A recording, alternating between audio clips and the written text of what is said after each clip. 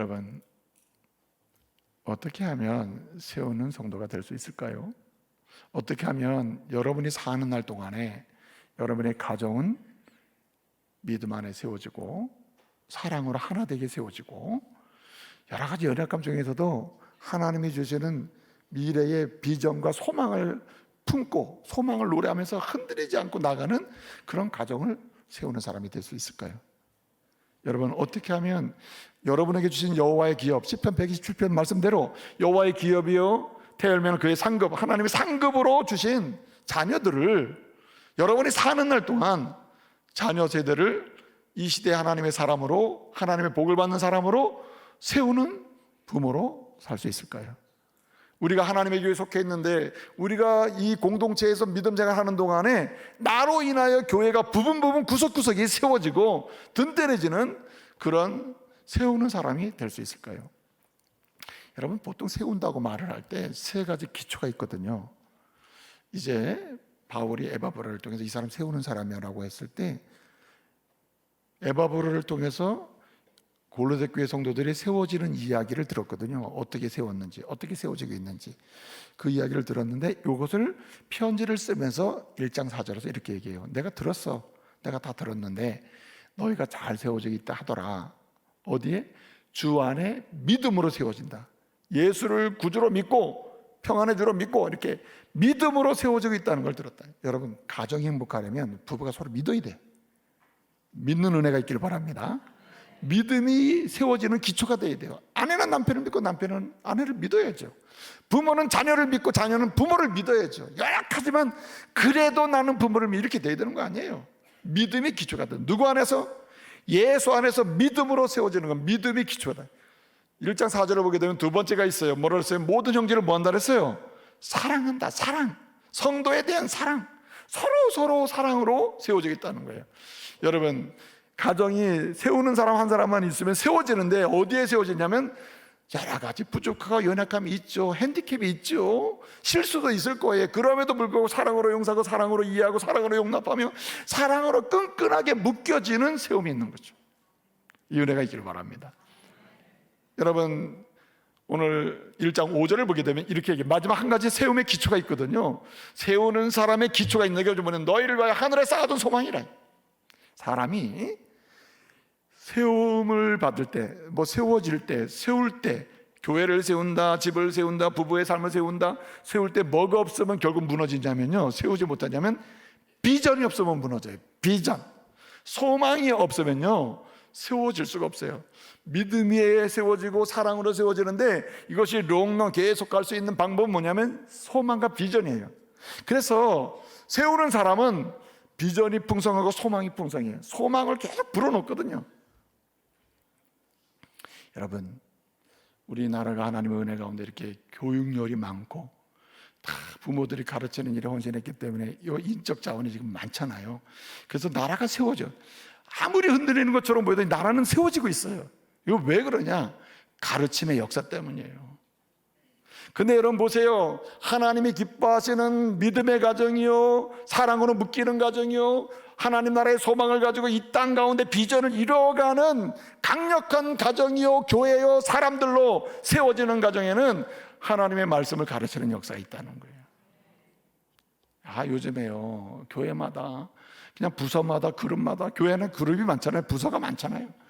다 연말만 되면 우리 부서에 재정을 더 달라고 우리도 써야 된다고. 성가대는 앞으로 재정 달라고 하지 마시기 바랍니다. 또 여기 무슨 부서가 많거든요. 교회가 돈, 우리도 쓸 돈 더 달라고.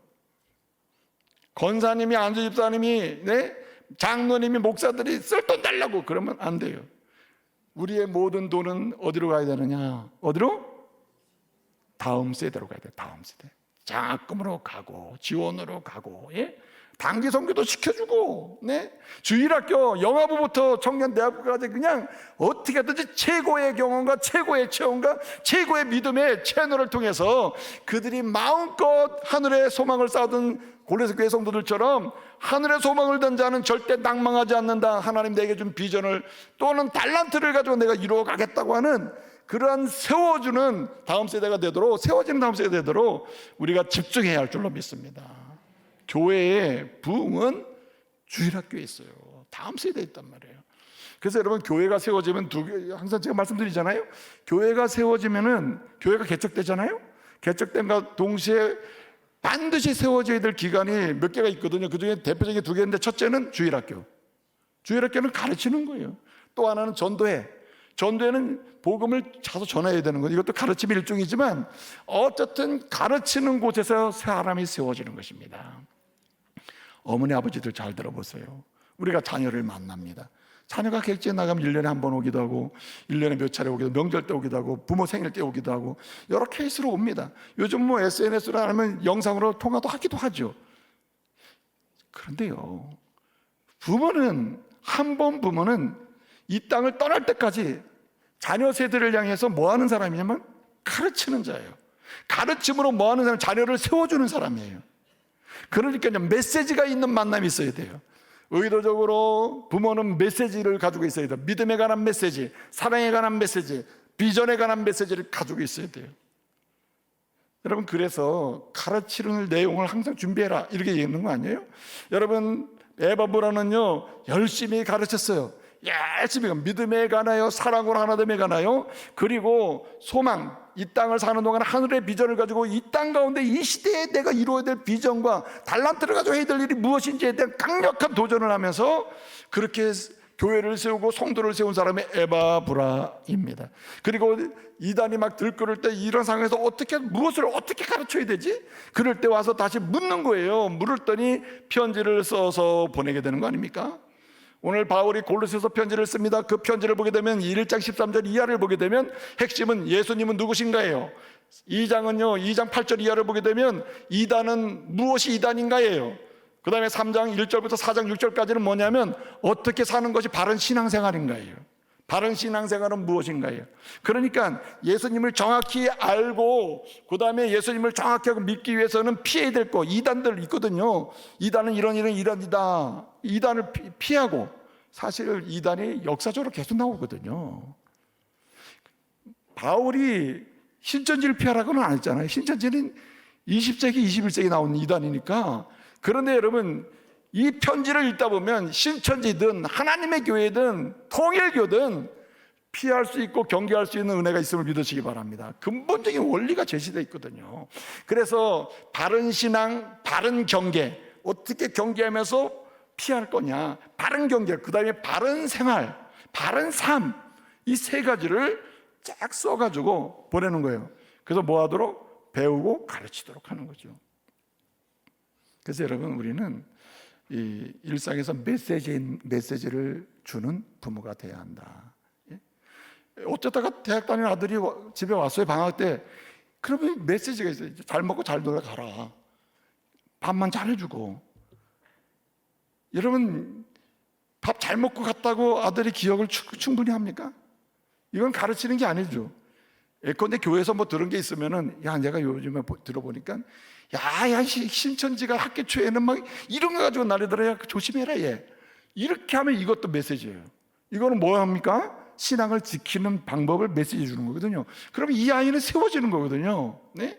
내가 믿음으로 사는데 이렇게 했더니 하나님이 은혜 주시더라. 너도 이런 경험을 했으면 좋겠다. 메시지잖아요. 이거는 자라나는 세대뿐만 아니라 부모로서 이 땅에 존재하는 동안, 예컨대 자녀가 결혼하여 가정을 세우고 독립해서 자녀를 또 낳고 산다 할지라도 그 아들 세대뿐만 아니라 손자, 손녀 세대까지 뭐 하는 사람? 가르치는 사람 되어야 할 줄로 믿습니다. 메시지 있는 만남을 해야 된다. 메시지.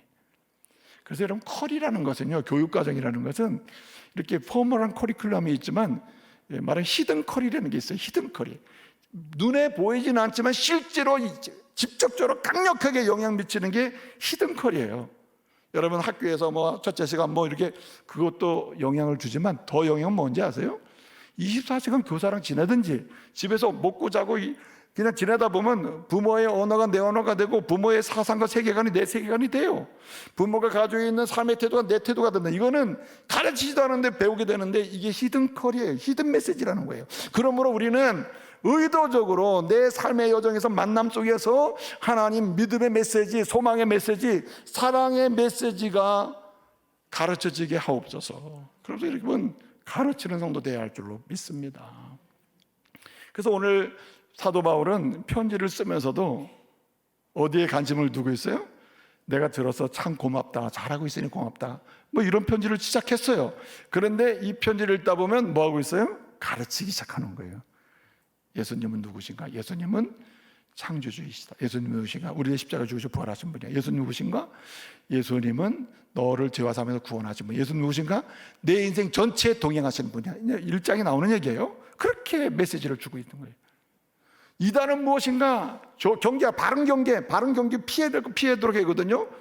그때 철학 얘기도 하고, 철학적 사상이 너의 사상을 지배하지 않도록 하고, 그 다음에 예수님을 부인하는 것, 신성 부인은 인성 부인, 아니면 공로 사상, 율법주의, 이런 이단을 쭉, 원리는 똑같아요. 오늘날 똑같습니다. 똑같아요. 신성을 부인하든 인성을 부인하든 철학적 사조라든, 세상에 온갖 자기가 똑똑하다고 하는 세상의 지식을 가지고 믿음을 재단할 때 이것도 문제거든요. 이런 게 다 이 2장에 다 걸리는 거예요. 3장 1절부터 보게 4장 6절까지를 보게 되면요, 올바른 교회 생활, 올바른 가정 생활, 올바른 사회 생활에 대한 원리를 제정하고 있어요.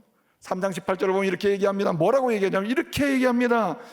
아내들아 남편에게 순종하라, 남편들아 아내를 사랑하라. 그러면서 뭐가 좀 토를 붙였네. 남자들이 약간 못됐기 때문이에요. 뭐라 그랬냐? 괴롭게 하지 말라. 사랑하라 하면 될 거를 아내들은 그냥 순종하라 했는데, 요즘은 사실 거꾸로 좀 해석을 해봐야 될 것 같아요. 여자가 괴롭히는 게 많거든. 아내가 남편을 많이 괴롭히잖아요. 그래가지고 남편이 말러가고 말이지, 힘든 경우도 있단 말이에요. 자, 그런데요, 오늘 말씀 보게 되면 뭐라 했냐면은, 여성들 아내들아 순종하라, 남편들아 사랑하고 괴롭게 하지 마.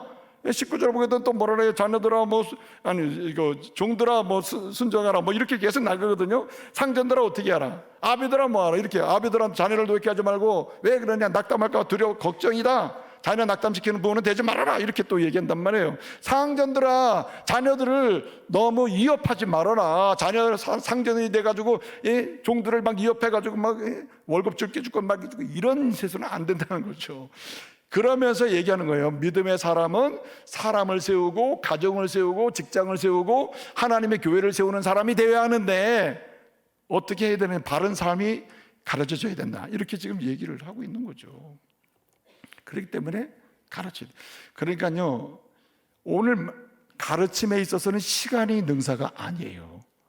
예를 들어서 우리가 부모로 있는 동안에 또는 가르치는 자리에 있는 동안에 우리가 사는 날 동안에 이건 계속돼야 하는 겁니다. 나이 먹은 자녀라도 계속돼야 돼요. 그래서 여러분, 우리는 가르치는 일에 집중해야 돼요. 사실 가르치다 보면 직접적 간접적으로 가르치는 일이 계속되는, 오늘 본문에 보게 되면요, 8절을 보게 되면 성령으로 너희의 사랑을 우리에게 알린 자다, 이렇게 했거든요. 이 알렸다는 말은 왜 알렸겠어요? 더 잘 세우기 위해서 하는 거거든요. 알리는 것은 말을 하는 거거든요. 말을 할 때 바울이 들었단 말이에요. 바울이 들을 때 이 말이 어떻게 들리겠어요?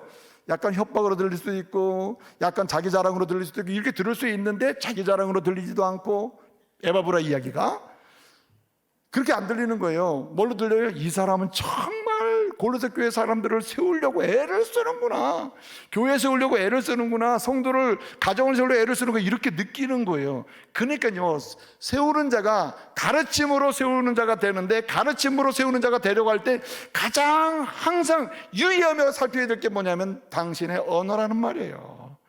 말이 그만큼 중요한 겁니다. 자녀에게 아무리 좋은 의도를 가지고 좋은 계획을 가지고 하더라도 어머니의 액센트, 이 말의 억양이 거세고 몰아치고, 마치 별 볼 일 없는 아들 취급하듯이 이렇게 해버리면요, 아무리 세우려고 해도 세워질 수가 없죠. 그래서 여러분, 사도 바울은 얘기해요. 4장 6절에 보게 되면 이렇게 이야기합니다. 뭐라고 얘기했냐면, 너희의 말을 뭐 가운데서 하라? 은혜 가운데서 소금으로 뭐 내듯이? 맛을 내듯이 하라, 이렇게 얘기해요. 맛을 내듯이. 여러분, 언어가 교육을 좌우합니다. 언어가 교육을 좌우해요. 그래서 여러분 보세요. 이 스피칭이라는 게 어떻게 말하느냐에 따라 똑같은 내용이 전조가 다를 수도 있고, 여기 교수님들 많지만 교수님들이 뭐예요, 여러분? 이러잖아요. 보통 아시는 건 많은 것 같은지 전달을 잘 못하시는 것 같아. 어떤 분은 저분이 참 하나를 해도 쏙쏙 들어오게 해. 이렇게 전달하는 게 있단 말이에요.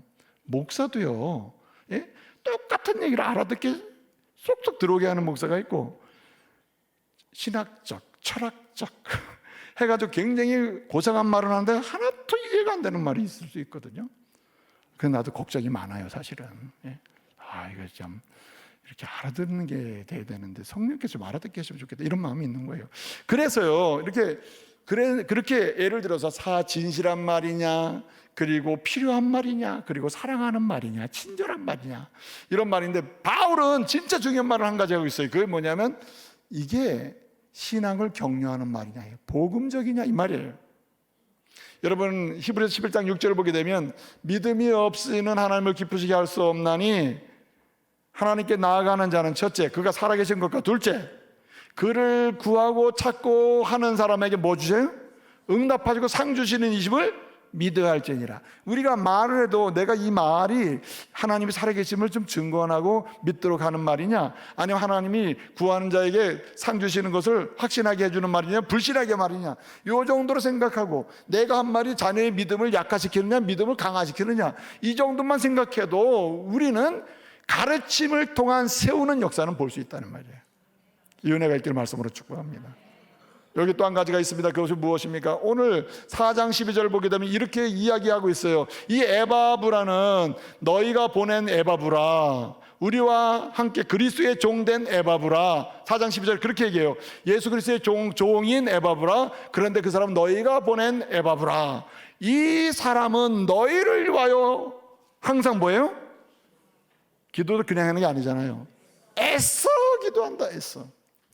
여러분, 세우는 사람, 어떤 사람이 세우는 사람인가? 누가 가정 세워요? 누가 행복한 부부를 세워요? 누가 교회를 세워요? 누가 건강한 자녀를 세웁니까? 항상 뭐 하는 사람? 애써 기도하는 사람. 여기 애쓴단 말은 뭐냐면 마태복음 26장을 보게 되면 우리 예수님이 십자가에 죽으시게 됐거든요. 십자가에 못 박혀 죽으시기 전에 이제 겟세마네 동산에서 기도를 하셔요. 그때 표현이 뭐냐면 땀방울이 뭐가 되도록? 핏방울이 되도록 기도했다고 했습니다. 히브리서를 보게 되면 히브리서는요, 우리 예수님 우리의 십자가에 죽으시고 부활하신 어린 양 대신 구원의 주님이시다는 것을 강조하는 게 히브리서인데, 히브리서 5장 7절을 보게 되면 이렇게 얘기해요. 뭐라고 했냐면은 우리 예수님이 이 땅 가운데 육체로 계실 때, 사람으로 오셔서 우리를 십자가에 죽으신다는 얘기예요. 육체로 계실 때에 죽음에서 구원하실 능하신 이에게 그가 어떻게 해요? 심한 눈물과 고통과 심한 아픔을 가지고 그의 소원을 뭐 했어요? 올렸다. 심한 고통과 눈물을 가지고 막, 하나님이여 주의 백성을 나에게 맡기시고 저들을 위해 내가 죽게 이렇게 하셨는데 주님이여 주께서 은혜를 달라고 이렇게 기도를 했다는 거예요. 어떻게 해요? 심한 눈물과 땀과 막 고통 속에서 기도를 했다는 거예요. 그랬더니 뭐라 그래요? 그의 경건으로 인하여 그 들으심을 받았다고 했습니다. 응답받았다 이렇게 되어 있습니다. 이 말은 예수님이 기도 안 하면 안 된다 이 얘기가 아니고, 예수님은 이런 가운데 우리를 구원했다는 말이고, 예수님 모범을 따라서 누군가를 세우기를 원하신다면, 개인의 인생을 움직이는 성전을 세우기를 원하신다면, 부부의 삶을 세우기를 원하신다면, 자녀를 이 시대에 끝까지 하나님이 원하시는 인물로 그 미래를 열어가도록 세우기를 원하신다면, 여러분 멈추지 말고 중단 없이 해야 될 일이 있다면 항상 애써 뭐예요? 기도하는 것입니다. 여러분 그렇게 자녀를 걱정한다고 하면서 진짜 자녀 이름을 불러가면서 하루 종일 주님 우리 아들 불러가면서 그 자녀를 위해서 애써 막 땀방울이 빗방울이 되도록 그냥 눈물을 흘리면서 심한 고통 중에서 그러면서 주여 나는 어찌 될지 뭐 나는 부러져 좋고 나는 어찌 될 상관이 없으니 내 아들 내 딸만큼은 주님의 사람으로 세워달라고. 여러분 기도한 적 있어요? 그래놓고 뭐라 그럽니까? 너 같은 자식 없다고, 너 같은 자식이 어딨냐고, 이렇게 못된 자식이 어딨냐고. 그거 죄입니다. 죄예요. 너 같은 자식이 없다고 죄인으로 만들어버리고 막 멸시하고 몰아붙이는 그 부모는 죄예요. 뭐하지 않는 이상 애써 눈물로 통곡하며 기도하지도 않고 기도한 적도 없으면서 마치 부모로서 자녀를 다 한 것처럼 하면서 너 왜 안 세워졌냐? 따지는 거는 이건 죄예요, 죄. 오늘 바울 사도 입장에서는 그렇다는 거예요. 말씀은 그렇게 가르쳐요. 그러므로 여러분 정말 자녀 세대 가정이 결혼한 가정을, 자녀들 세대 가정을 자자손손 하나님의 가문이요 하나님의 은혜로 정말 승리하는 가정을 정말 세우기를 원하신다면요, 애써 눈물로 예수님처럼 고통하며 그 이름만 불러도 가슴이 떨리고 붙들려서 24시간 한번 외쳐보기도 하고 작정해서 3달 4달을 기도도 해보고 하는 가운데 여러분 자녀를 세워가는 은혜가 있기를 말씀으로 축복합니다. 가슴이 떨려야 되잖아요. 여러분 그냥 무슨 문제만 있으면 세상에 이런 남편이 어디 있냐고, 이런 남편이 거기 있지, 당신의 아는 남편 아니요? 정말 남편이 문제요, 남편이 어려워, 남편이 흠이 많아. 여러분 처음에 좋다고 결혼했잖아, 좋아서 아내랑 만났잖아요, 하나님이 짝진 배필로 알고 만났잖아. 그러면 어떻게 해야 됩니까? 물론 정말 온갖 죄를 다 짓고 떠나간 사람 데려올 수도 없는 거지. 그럼 못된 사람도 뭐 두고두고 많아요. 그러나 적어도 우리가 할 일 하나는 있어요. 애써 항상 눈물로 통곡하며 기도하는 자에게는 설령 죄짓고 떠나가더라도 하나님은 새로운 은혜 줄 줄 믿으시기 바랍니다. 떠나가지 말아야지. 그렇지만 애써 기도하는 게 중요하다. 애써 기도한다. 할렐루야. 그래서 여러분 오늘 이후로 여러분이 정말 세우는 자가 되게 하십시오. 에바브라처럼 세우는 자가 되게 해주십시오. 에바브라는요 쉬지 않고 항상 그 교회를 위해서 계속 기도했대요. 계속 기도했대요. 그래서 여러분 이 기도가 얼마나 중요한 역사를 좌우하는, 전체를 좌우해요. 전체를 좌우해버립니다. 세우는 일에 100%를 뭐가 좌우하느냐? 기도가 좌우합니다. 그래서 여러분 이렇게 얘기해요. 고린도전서 3장 6절을 보게 되면요, 고린도교가 막 세워지지 않고 세워졌던 거 찢어지고 무너지고 막 이런 상황이 있거든요. 그때 이 바울이 편지를 씁니다. 쓰면서 이렇게 얘기해요. 나는 3장 6절에 나는 심었고 아볼로는 물을 주었고 하나님은 뭐하게 하신다? 자라게 하신다. 하나님이 세우시는데 세우는 역할을 하는 사람은 뭐냐? 물 주고 하는데 이 역할을 하는 거예요. 그러면 이 얘기는 무엇입니까? 여러분 보세요. 적어도 물은 주고 그 다음에 심기는 해봐야 되는 거 아니에요? 그거는 뭐예요? 이거는 기도밖에는 없는 것입니다. 하나님이 하시기 때문에 기도밖에 없어요. 안 되는 거 여러분, 안 되는 거 계속 대기하려고 하지 마세요.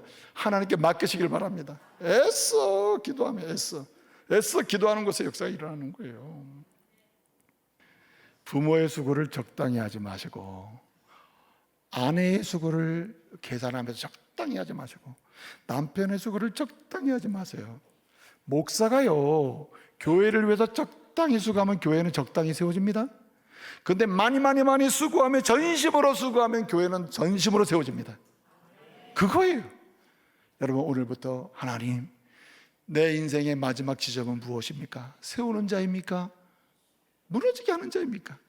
지금까지 우리 가정을, 부부관계를, 예컨대 일터를, 교회를, 여러 내가 속한 그런 공동체에서 무너지게 하는 역할을 알지도 못하는 사람이 했다면 이제는 세우는 사람, 세워지게 하는 사람, 세워져서 하나님의 거룩한 역사를 보게 하는 사람 되게 해주십시오.